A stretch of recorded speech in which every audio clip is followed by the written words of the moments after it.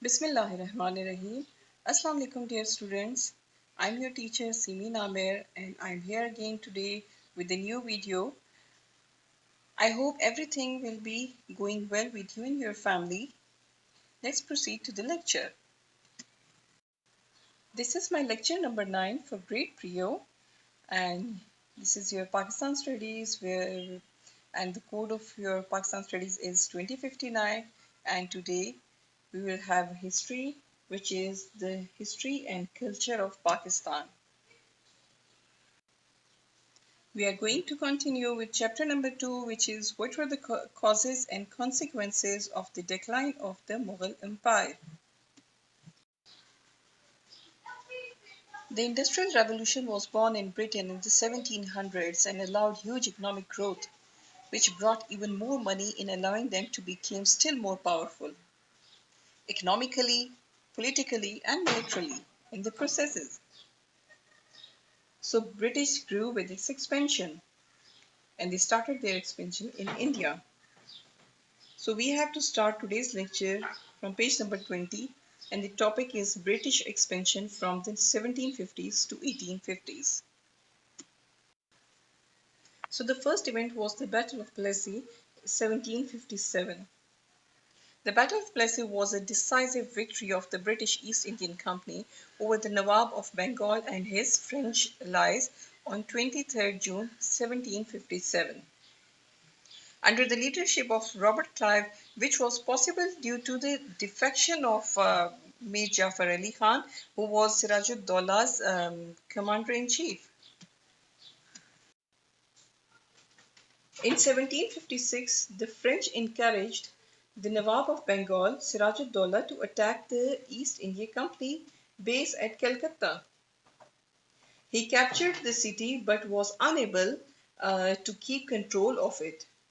In 1757, Clive arrived with a force of East Indian Company soldiers and defeated Sirajud-Dowlah's troops in the Battle of Plassey. The Nawab's body was found in a river after the battle. Clive's victory was made easy by the treachery of Sirajud-Dowlah's general. His name was Mir Jafar. He was the commander-in-chief of Sirajud-Dowlah, and he became traitor, a Ghaddar. The EIC rewarded him by making him Nawab of Bengal. This showed how much control was growing. Thus, one of the India's richest provinces fell under British control. Mir Jafar was forced to give the company gifts of land and money, which helped make some of the EIC officials very rich.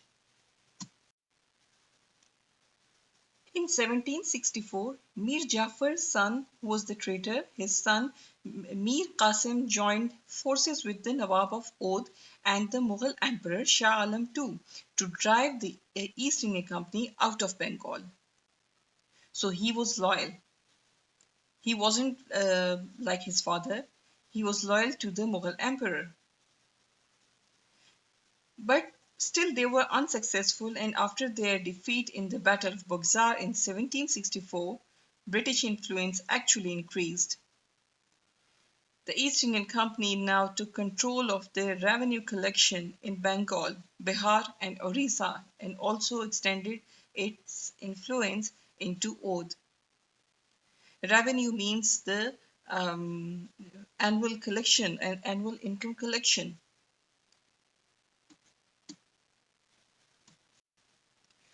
The real story was when Mir Qasim soon grew tired of British control and set about consolidating his power and position to improve his finances. He tried to force the employees of the East India Company to pay duty for their private trade. Duty is the tax. So he asked them to pay tax for their private trade, which they were using to amass personal wealth. When they were unable to do so, he granted free trade to all Indians as well. This placed the Indian trades on equal footing with the company's traders.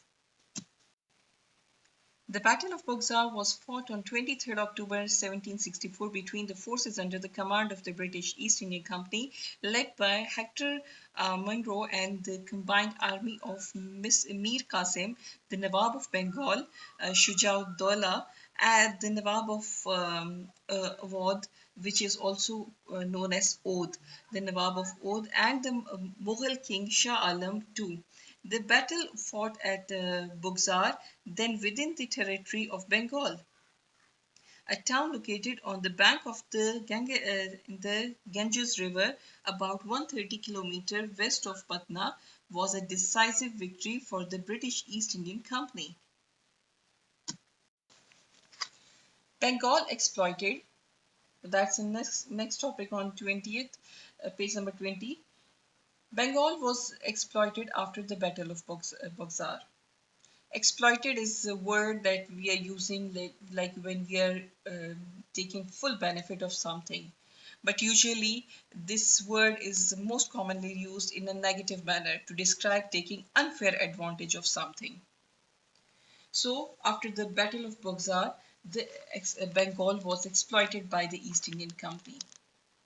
The East Indian Company had been established to gain as much profit as possible, but its greed after the Buxar, after the Battle of Buxar, embarrassed the British government. The company made huge profits from its monopoly of the trade in Bengal, and company merchants became accustomed to receiving personal gifts. Accustomed means habitual, so they became habitual of taking personal gifts, which increased their wealth while they made huge profits. The local people were exploited. The local Indian people, local Bengali people were exploited, and many died in a serious famine condition which hit Bengal. Famine is a shortage of food, so that was happened in Bengal. Robert Clive, who had been responsible for the military victory which brought EIC control of Bengal, admitted that he himself admitted that such a scene of anarchy, confusion, bribery, and corruption was never seen or heard of in any country but in Bengal.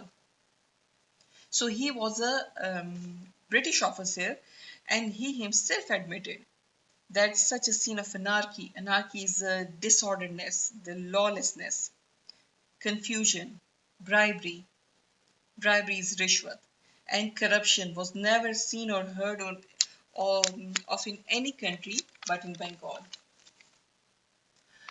A British member of parliament, again I'm talking about the British officer here.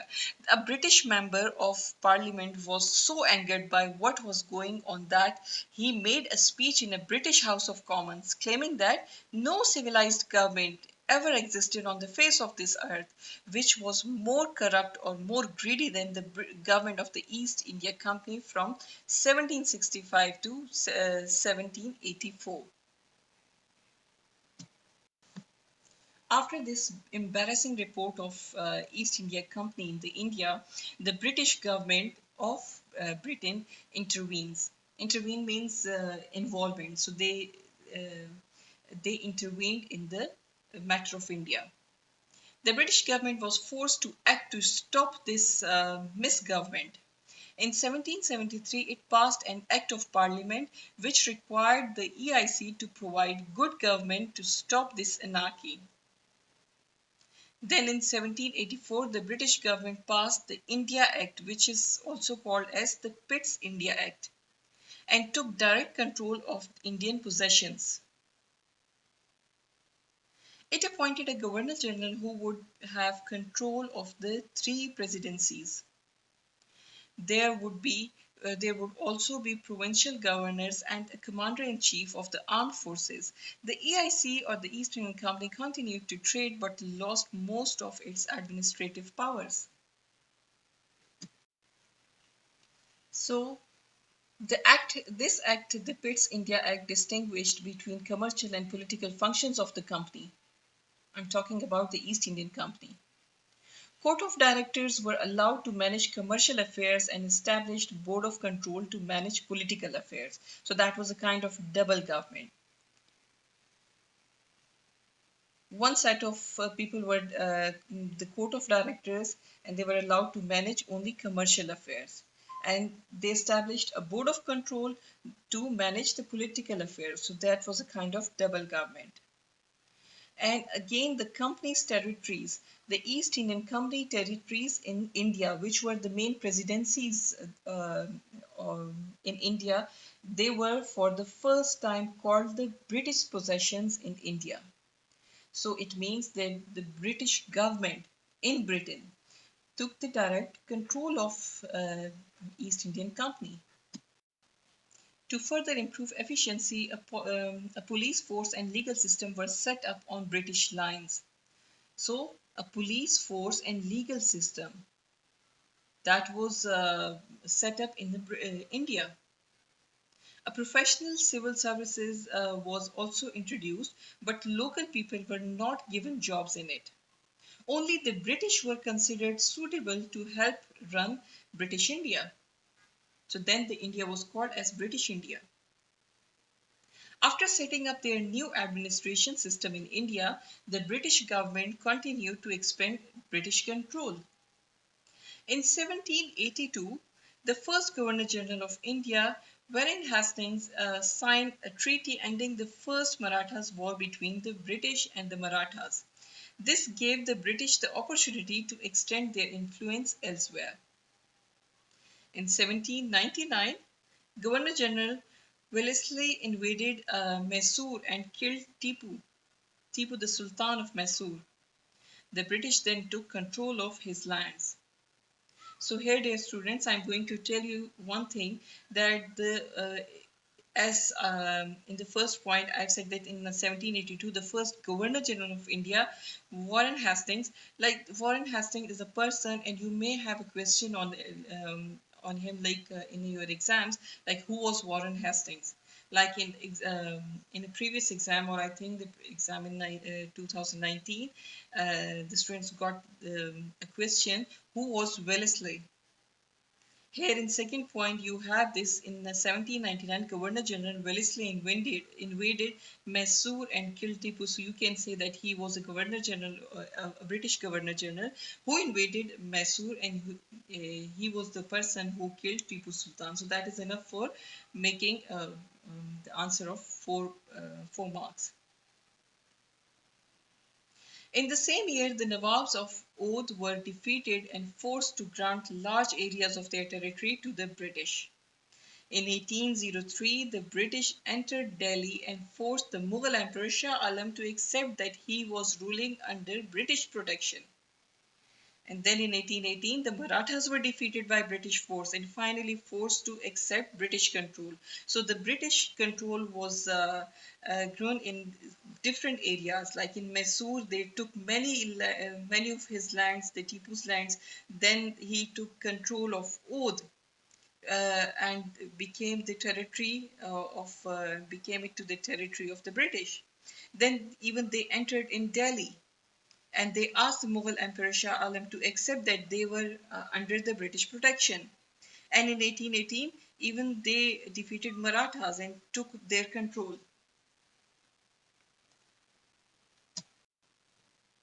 So, as a conclusion, thus the East India Company was transferred from a trading company to a territorial colonial power.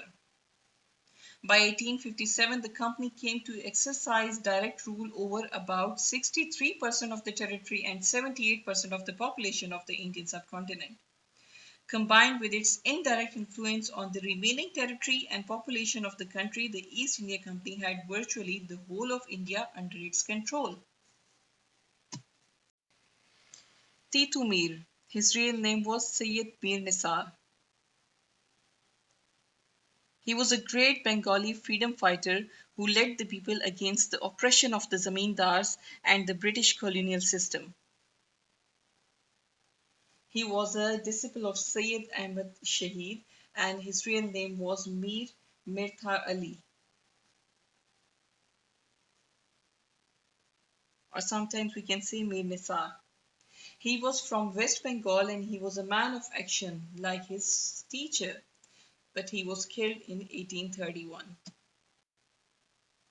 He believed in a practicality of life. Practicality means the quality or state of being practical. So he was very practical. He did not like the rule and cruelty of British and Hindu landlords. It was his belief to stand against the oppressive rule. He provoked the British and gave confidence to Muslims to stand against the cruelty to protect their identity.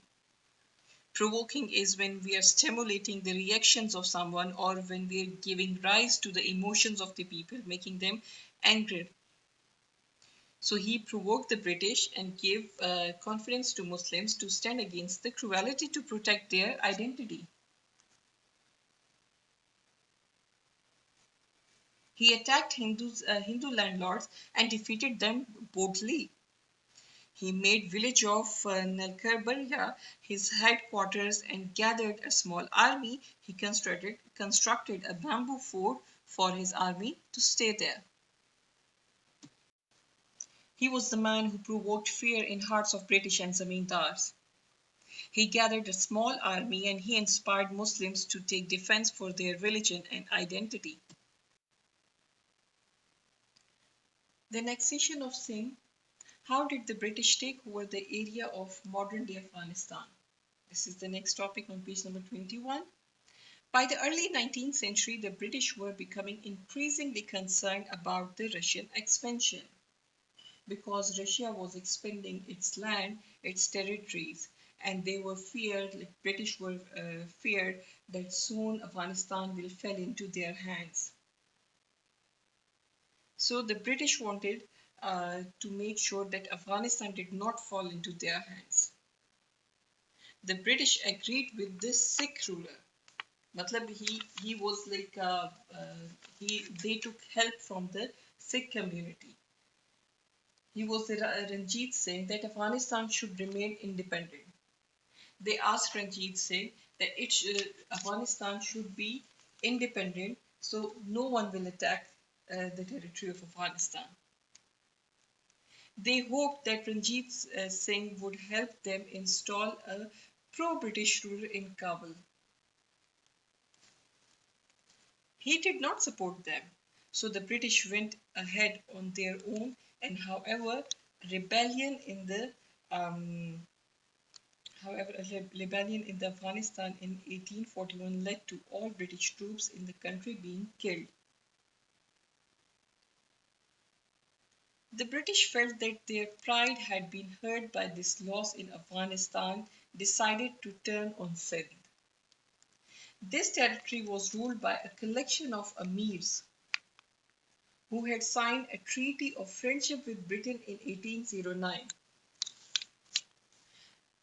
When British came here, they allowed some of the rulers or some of the nawabs, some of the rajas on their places that who remained loyal with them. So they were some of the people were loyal with them.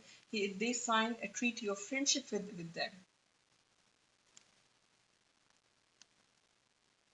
So the Sindh territory was ruled by a collection of emirs, and the British signed a treaty of friendship with them in 1809. However, the British wanted to regain their prestige and also to make sure that Sindh could not be a target of Sikh expansion because they were feared that Ranjit Singh will soon attack on Sindh and they will get the territory of Sindh under their control.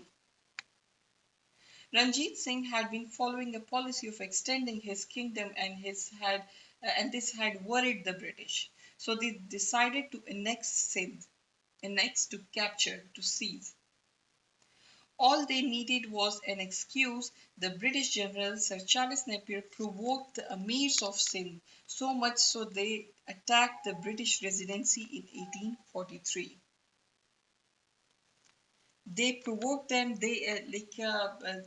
Sir Charles annoyed them so much, so they started their attack on British residency in 1843.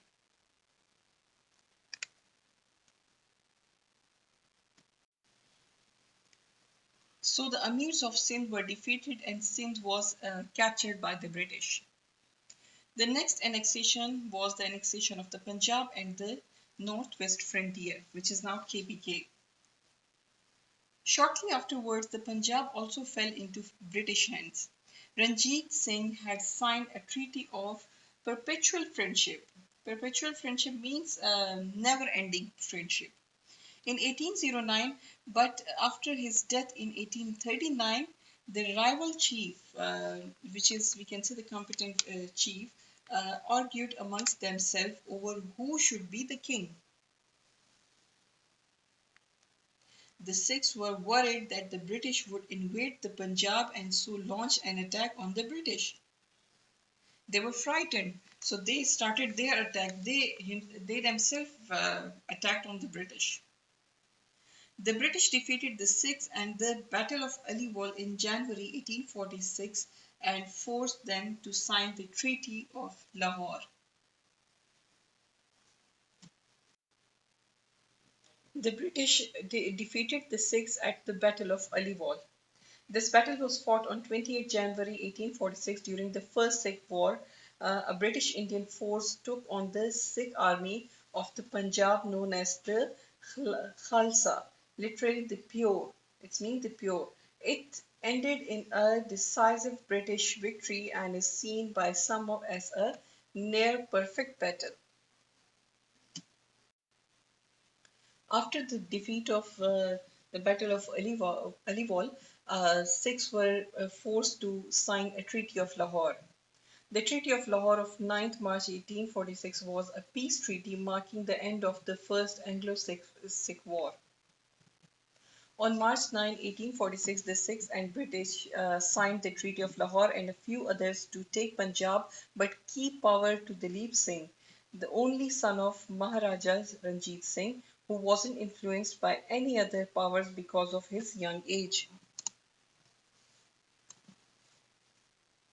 The Sikhs had to cede land to the British and pay a huge indemnity. Cede means to give up power, and they were forced to pay a huge indemnity. Indemnity means a security or a guarantee.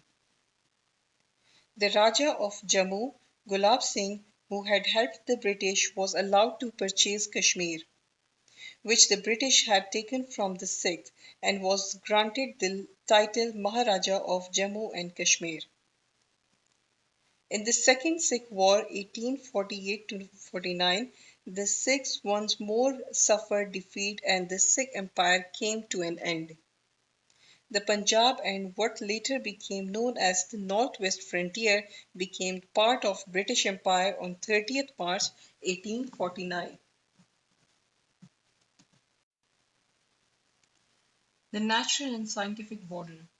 The acquisition of the Northwest Frontier to the British near to what Lord Curzon later called the scientific and natural frontier of British India. This meant establishing a border which was based on natural geography, but also played a part in defending the territory from outside forces. The acquisition of Northwest Frontier. Acquisition means the accession or the addition of the Northwest Frontier, which is now the KPK. Before it was the NWFP. So it is now KPK. When it became the part of British India, Lord Curzon called it a scientific and natural frontier of British India because it was a kind of natural border which can also play a part in defending the territory from outside forces. Just because we have a mountain range between Afghanistan and that part of NWF. Natural border is a border between states or their subdivisions, which is we can say with the which is a combination with the natural formations such as rivers or mountain ranges. So here we have a mountain range between Pakistan and Afghanistan. So in the at that time it was NWFP, not P, it was NWF, the Northwest Frontier. And when it became the part of British India, so Lord Curzon called that it is like it will play a defending the territory from the outside forces, because there is a natural border between the two states, and that is the mountain ranges. The British were determined that such a border would also help in their relations with the tribal territory to the north of the new territory. Lord Lytton, who became Viceroy of India in 1876, put forward the idea of establishing a boundary to separate India from the tribesmen. Tribesmen are the tribal people who are living in the tribal areas of NWF. He wanted to safeguard northern India from the non-stop tribal warfare and raiding. Raiding is the attacking. Eventually, Sir Mortimer Durand in 1893 concluded an agreement with the Amir of Afghanistan, Amir Abdur Rahman Khan of Afghanistan, fixing the border. They both were agreed to make a border line between Afghanistan and the NWF. This agreement established what became known as the Durand Line, a boundary drawn on a scientific lines, reflecting British defence needs. A clause in the treaty stated that the Government of India will at no time exercise interference in the territories lying beyond this line on the side of Afghanistan. The Highness, the Amir, or the ruler will at no time exercise interference in the territories lying beyond this line on this side of India. So that was a mountain range which became the border between the two states, Afghanistan and the NWF, and Amir of Afghanistan, Amir Abdur Rahman Khan, was agreed to make this line, and the British officer who made this line was the Sir Mortimer Durand. That's why this border is called Durand Line, and still now the border between Afghanistan and Pakistan is known as the Durand Line. Although much of British India had been gained in this battle, the British did not formally add all the conquered lands to their empire. In some places, such as Hyderabad, Deccan, and Oudh, the local Nawabs had been forced to sign treaties with the East India Company. So they were allowed, the treaties allowed the rulers to stay on their throne and to rule their subjects, but gave Britain control of external affairs. So all the foreign affairs of these areas were in the hand of British, but the territories were ruled by their own Nawabs and Rajas because they became loyal to the British. So Indian rulers could not follow a foreign policy with which the British disagreed. British influence was further extended by setting a British resident in the territory to advise the ruler. So all those rulers like Hyderabad, Deccan, Oudh, and few others who were granted to their real rulers, who were given to their real rulers to they can hold their power on their territories, but they have to follow British for their foreign policies, and even British created their own bases in their territories to advise the ruler.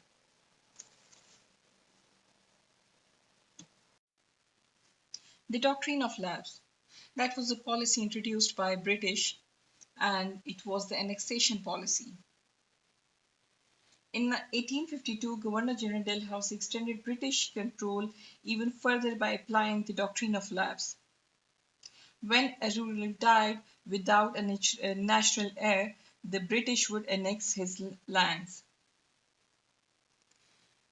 Uh, uh, Here you can see a natural heir that British would annex his land. Natural heir means that someone who becomes the new leader of an organization after the death of the old leader, or after the when the old leader leaves.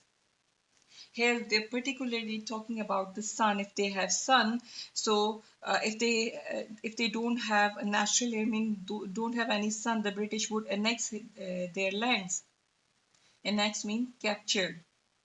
So Satara, Nagpur, and Jhansi soon fell into British hands. Not surprisingly, this was an unpopular policy and caused much resentment, especially when it was used just an excuse to take lands. Resentment is when there is when there is no justification, when there is not good treatment with the people, so they cause resentment. It caused resentment in the area of Oudh when in 1856 the Nawab of Oudh died, and although he had several legal heirs, Dalhousie declared that the Nawab had governed his people badly and took Oudh under British control, although he had many sons. But only they gave the reason, the Dalhousie gave the reason that he governed his people badly, so they took Oudh under British control. More than anything, this act showed how Britain was now dominant in India. Now, the new topic is why were British able to conquer India?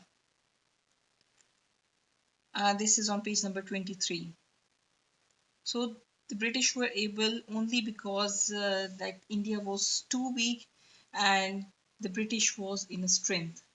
So, British was too strong, but the India was too weak. The British was able to rule India or to conquer India. The first reason was the weakness of India. The Mughal Empire was already in decline when the British began to expand their influence in India. At that time, there was no strong uniting force in India. It was a collection of disunited territories with a variety of different rulers with different religions and cultures. So the British found that there are many rulers in a single state. There are many different territories and many different rulers, and they even some of they have different religions, and they were completely not united. They were attacking each other. They fought with each other, and they often saw the British as possible allies in their arguments with their neighbors rather than potential enemies.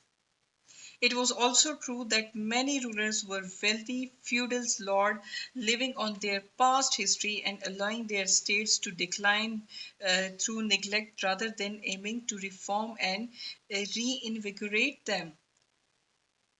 Reinvigorate means to give new energy and strength to their territory.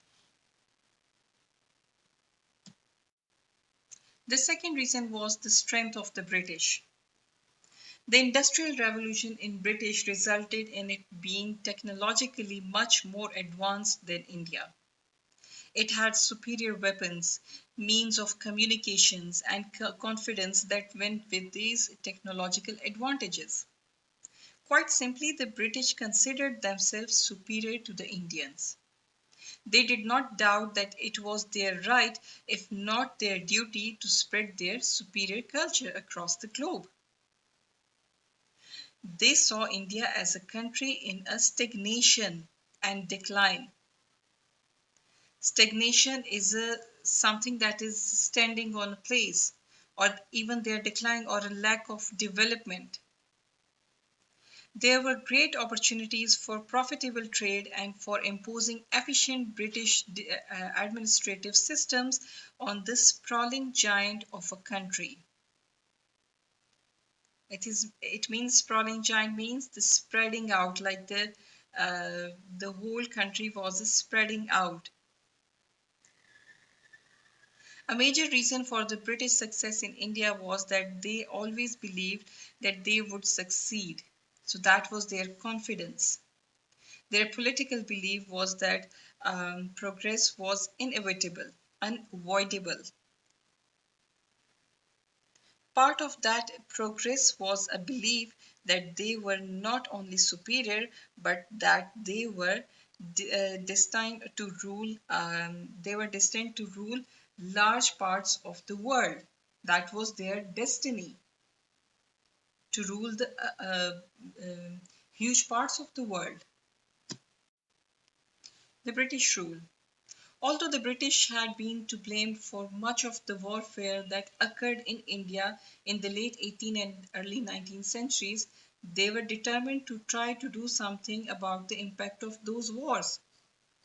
Number one, the law and order had broken down in many places, and there was frequent famine in some areas. Famine is the shortage of food.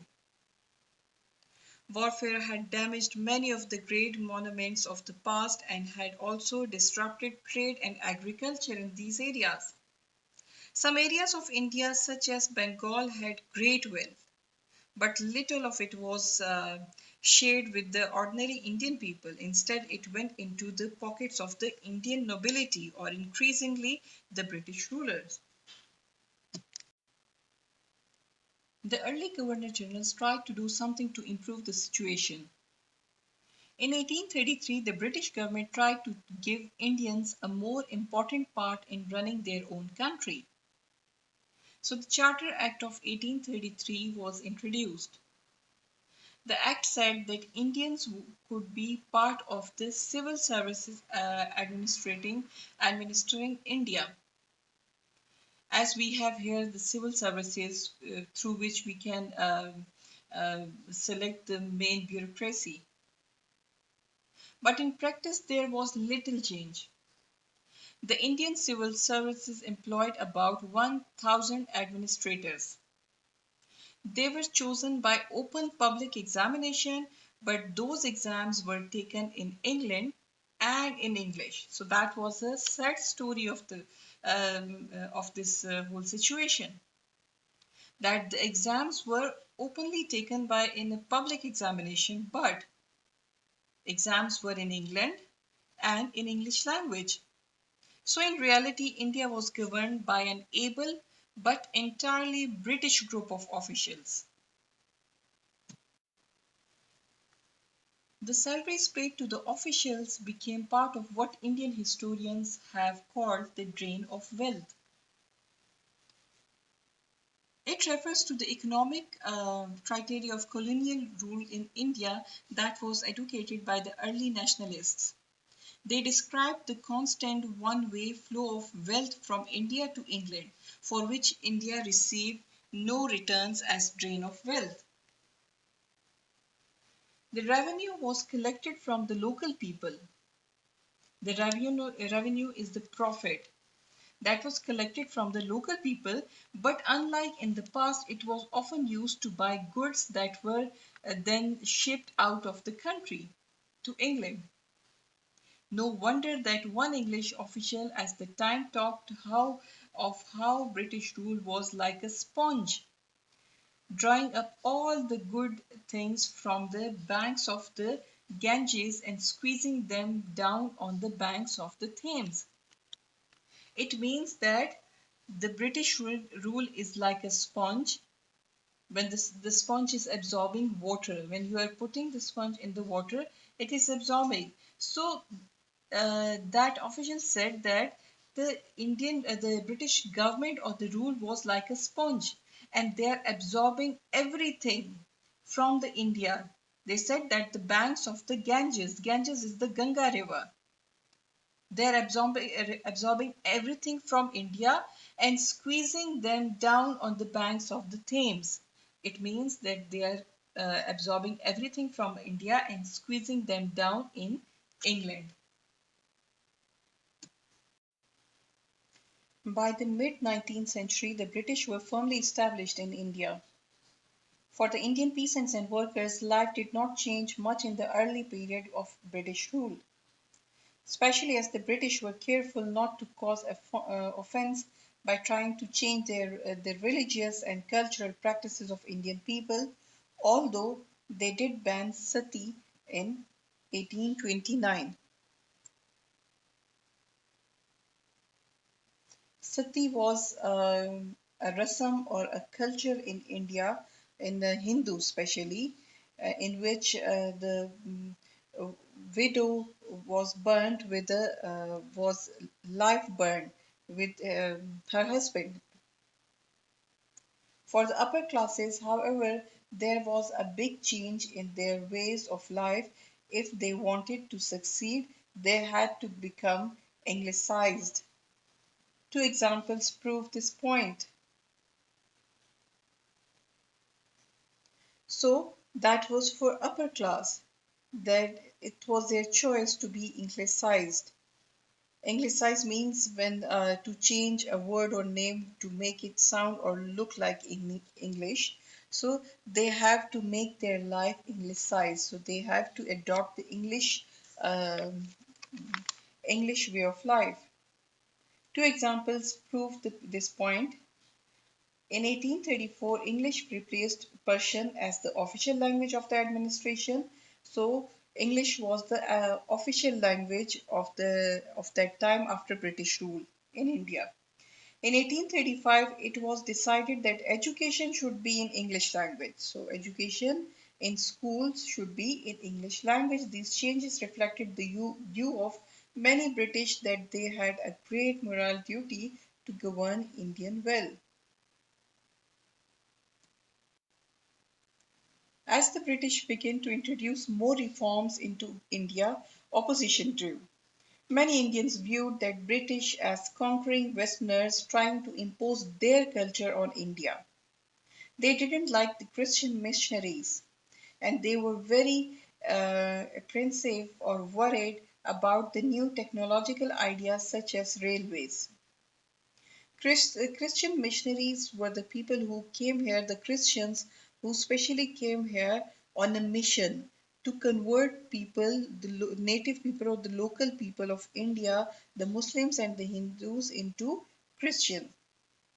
At the beginning of the century, an Englishman had claimed that natives of India, natives mean the local people of India, do not really like us.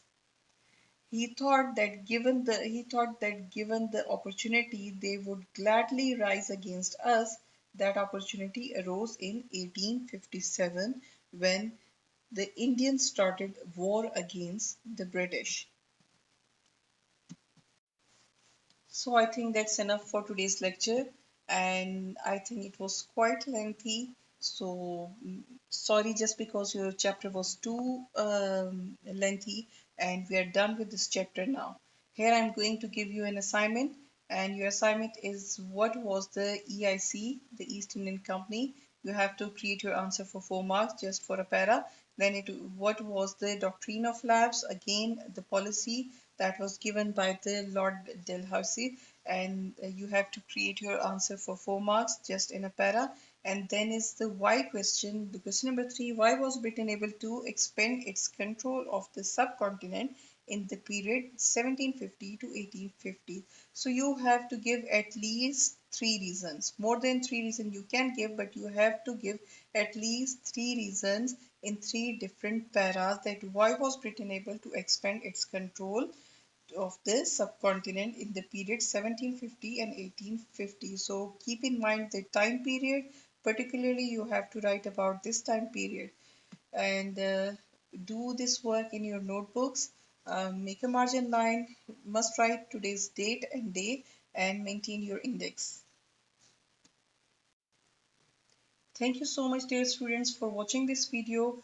I hope everything will be clear now. If still you have any problem or confusion, drop your questions in the comment box, and we'll meet up again in another video with a new lecture and with a new chapter. Till then, bye.